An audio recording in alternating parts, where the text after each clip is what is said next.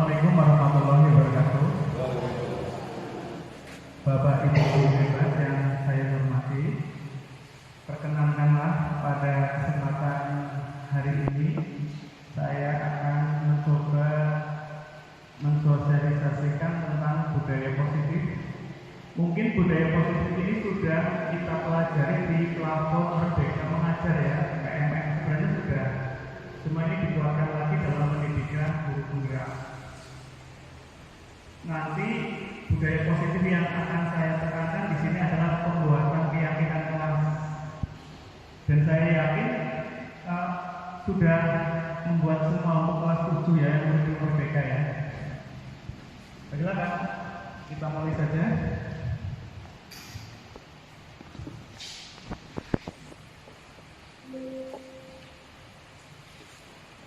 Saya akan mencoba mengulas tentang pemahaman dan pengalaman penerapan budaya positif di sekolah. Tugas aksi nyata TGP Angkatan 7 Kabupaten Cilacap.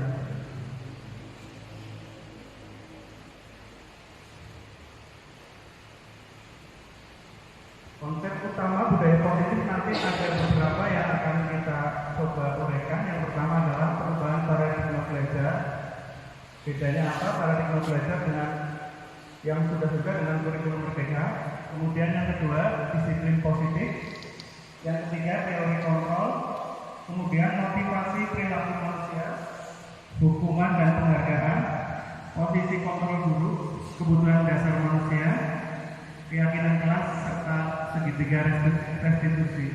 Kayaknya materi ini sudah kita pelajari di PMM ya, semua.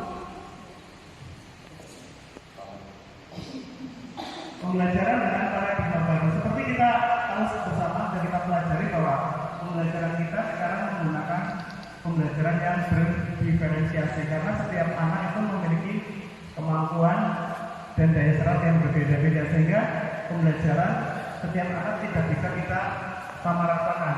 Walaupun materinya sama, namun mungkin si A sudah lebih paham menguasai materi itu, si B baru setengah, si C ini baru seperempat dan sehingga pembelajarannya perlu dibedakan anak-anak. Kemudian disiplin positif. Disiplin positif ini tujuan utamanya adalah supaya siswa itu mau melaksanakan segala sesuatu yang baik itu atas dorongan dari dalam dirinya sendiri atau motif intrinsik.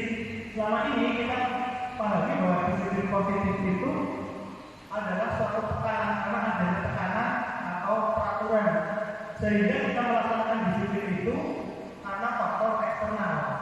Nah, tugas kita sebagai guru yaitu untuk membentuk siswa supaya melakukan disiplin itu karena faktor internal. Kebutuhan dasar manusia. Ada 5 kebutuhan dasar manusia yaitu bertahan hidup, kasih sayang, penguasaan, kebebasan, serta kesenangan. Kebutuhan dasar ini akan coba untuk dipenuhi oleh semua manusia. Manusia akan coba untuk berusaha sebisa mungkin untuk bisa memenuhi 5 kebutuhan dasar yang termasuk anak didik kita. Terutama biasanya di dalam adalah kebutuhan kebebasan dan kesenangan. Bagaimana kita supaya mengajar supaya anak itu bisa merasa senang dan merasa bebas dalam tanda kutip ya, bukan bebas-bebasnya. Kemudian motivasi perilaku manusia. Manusia melakukan tindakan tentunya ada motivasi, ada dorongannya. Motivasinya ada 3. Yang pertama untuk menghindari ketidaknyamanan dan hukuman. Biasanya siswa melakukan tindakan disipliner karena takut dihukum. Biasanya siswa kita masih dalam tahap ini ya. Kemudian yang kedua, untuk mendapatkan imbalan atau penghargaan dari orang lain. Kita juga sering melakukan sesuatu tujuannya untuk mengharapkan imbalan. Dari ketiga motivasi ini, yang terbaik tentunya yang ketiga. Kita dan siswa kita harapkan bisa melakukan sesuatu itu karena ingin menghargai nilai kebaikan diri kita sendiri. Jadi kita melakukan sesuatu bukan karena kita takut dihukum, bukan karena kita ingin mendapatkan hadiah, tapi karena kita memang menghargai diri kita sendiri. Konsep hukuman dan identitas yang gagal. Sekarang hukuman dan penghargaan itu ternyata dampaknya hampir sama ke siswa. Dampaknya hampir sama. Hukuman itu sifatnya menyakitkan, tidak membuatnya siswa menjadi takut, sifatnya memaksa, kemudian siswa biasanya menyembunyikan kesalahan untuk menghindari hukuman tersebut. Kemudian kalau sudah dihukum biasanya siswa menjadi rendah diri.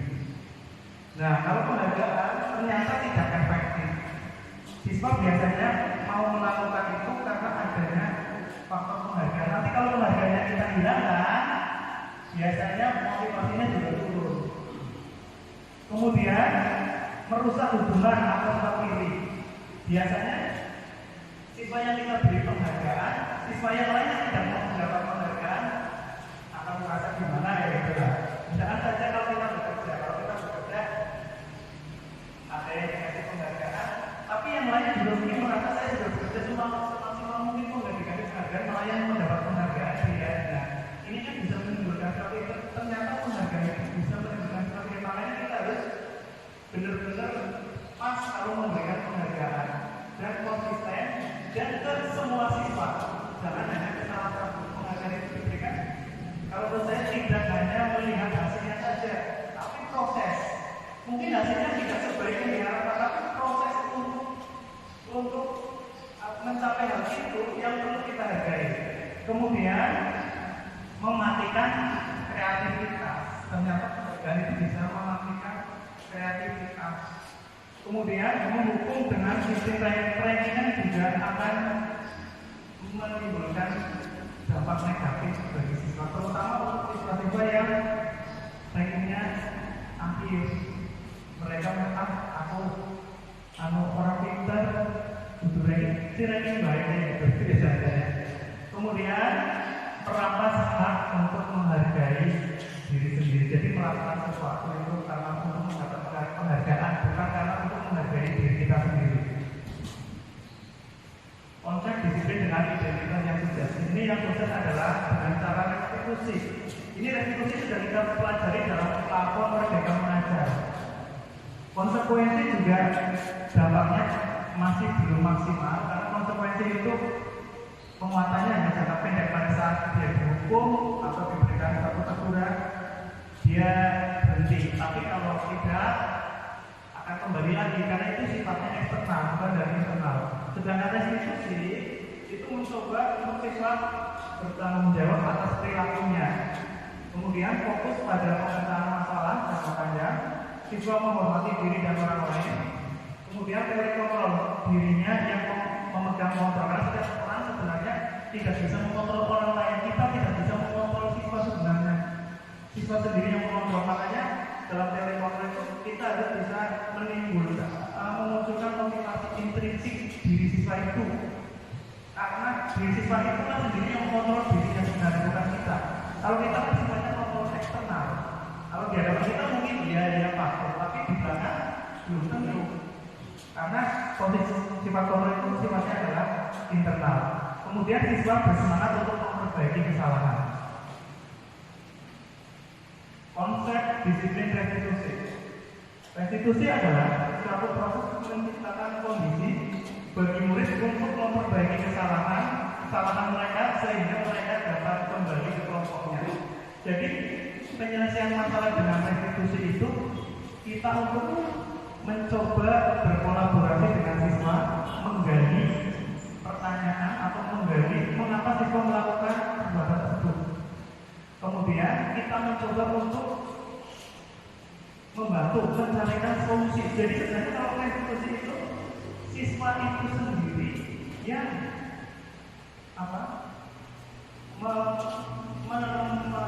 mencari solusi untuk masalah mereka. Kadang-kadang kita kalau menyelesaikan masalah tidak ada hubungannya dengan masalah itu. Contohnya saja kalau siswa terlambat berarti kan yang harus diperbaiki adalah supaya siswa datang tidak terlambat. Tapi kalau siswa datang terlambat, misalkan kita hukum lari mengitari lapangan 10 kali, dan sekarang datang terlambat dengan lari konektivitasnya apa sih ya?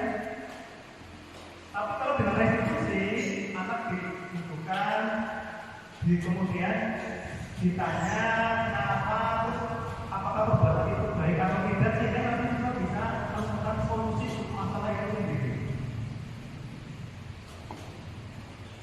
Perbedaan nomor satu, siswa sering tidak mengerjakan PR ini dengan cara hukuman. Menyelesaikan masalah dengan cara hukuman, contohnya adalah guru menghukum siswa dengan hormat bendera. Kemudian guru marah dan murid menjadi takut. Menghukum siswa untuk bersih-bersih halaman sekolah itu contoh penyelesaian masalah dengan hukuman. Sebenarnya tidak menyelesaikan inti dari masalah itu. Kemudian dengan konsekuensi, guru memberikan konsekuensi untuk mengerjakan PR saat beristirahat atau dikerjakan 2 kali lipat. Ini biasanya tidak memberi siswa merasa tidak nyaman dengan masalah ini. Terus guru tegas dan siswa menghormati itu, tapi hormatnya itu karena faktor eksternal, bukan dari internal. Kemudian kalau restitusi, guru menanyakan keyakinan, tapi kalau dengan restitusi ini kita sudah membuat keyakinan kelas syaratnya. Keyakinan kelas sudah kita buat, kita tinggal mengingatkan anak saja keyakinan kelas yang sudah kita buat untuk dipatuhi. Kemudian guru terbuka dan siswa menghormati dirinya sendiri, karena siswa itu sendiri yang mencari solusinya dan memecahkan masalahnya sendiri. Guru hanya menjadi dan mengarahkan saja. 5 posisi kontrol guru. Nah, ini posisi kita. Kita mau di posisi yang mana ini? Apakah kita sebagai penghukum, pembuat rasa bersalah, atau kita posisinya sebagai teman, sebagai pemantau, atau sebagai manajer? Tentunya dari kelima posisi kontrol guru ini, yang paling baik adalah nomor 5. Kita sebagai manajer.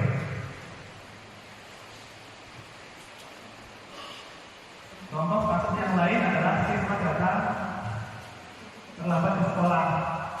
Dengan cara penghukuman seperti itu, membuat rasa bersalah seperti itu, dan sebagai teman seperti itu. Tapi kalau sebagai teman kelihatannya sih bagus.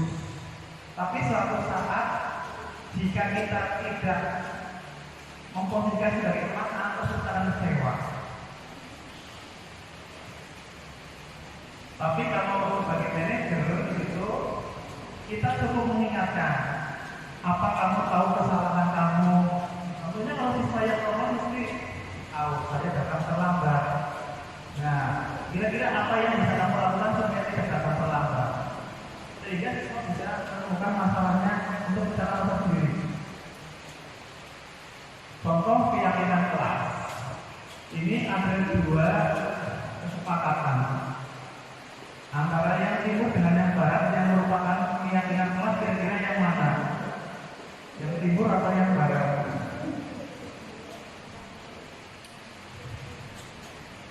Keyakinan kelas tentunya yang sebelah barat. Saling menyayangi, menghormati, peduli, dan seterusnya.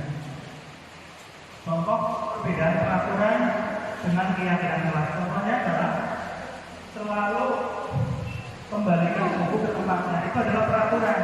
Peraturan ini sifatnya eksternal dari luar. Sehingga siswa itu mau mengembalikan buku karena ada peraturan.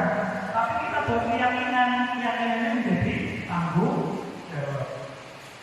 Kalau siswa bertanggung jawab, maka otomatis dia akan mengembalikan buku di tempatnya kembali.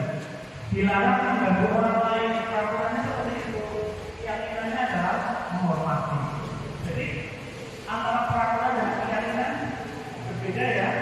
Tapi keyakinan itu biasanya kita buat dari atas dasar peraturan.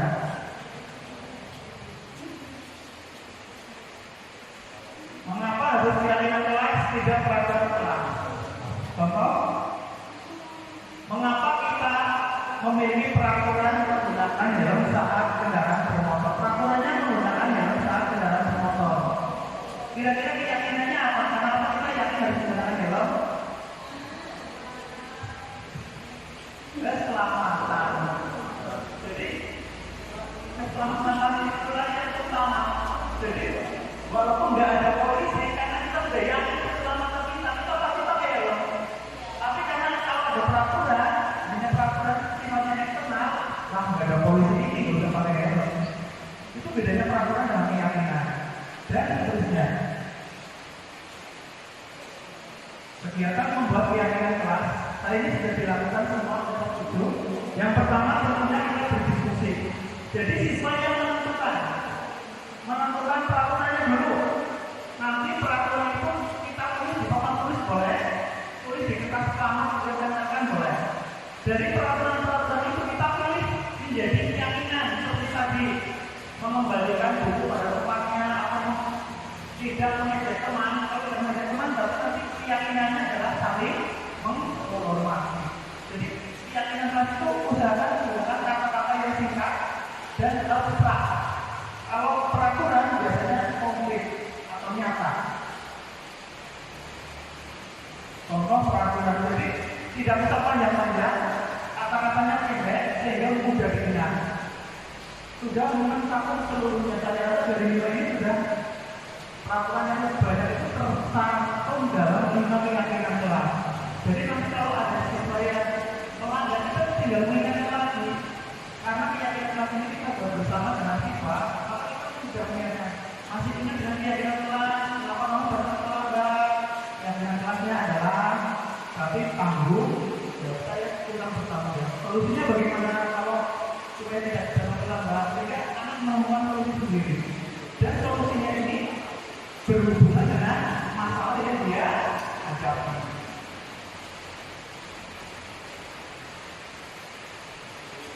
Bagaimana pembentukan keyakinan kelas? Tentunya melibatkan seluruh warga kelas dan lainnya. Keyakinan kelas tidak hanya untuk wali kelas saja. Nanti setiap guru juga mungkin bisa membuat keyakinan mata pelajaran. Jadi enak kalau Bapak Ibu masuk ke kelas sudah ada keyakinan tersebut. Kalau ada anak yang tinggal mengingatkan matanya dengan keyakinan yang kita buat dan seterusnya. Bagi 3 rekomendasi ini untuk menyelesaikan masalah. Jadi untuk menyelesaikan masalah dengan siswa atau dengan lain kita usahakan yang pertama adalah kita mau stabilkan identitas. Semua orang bisa berbuat salah. Kemudian kita validasikan tindakannya itu benar atau salah. Kemudian kita tanyakan keyakinan kelas kita yang sudah kita buat. Kemudian yang terakhir tanyakan solusinya. Kira-kira kalau kamu salah melanggar keyakinan, apa yang akan kamu lakukan untuk memperbaiki itu? Sehingga anak intinya adalah menyelesaikan atau menemukan solusinya sendiri. Penerapan budaya positif DCD 2 ini sudah kita laksanakan ya. Bahasa mau lupa. Penerapan 5S Adiwiyata, berdoa untuk dan sudah, sholat berjamaah, dan seterusnya. Masih banyak ya kebiasaan baik yang kita lakukan.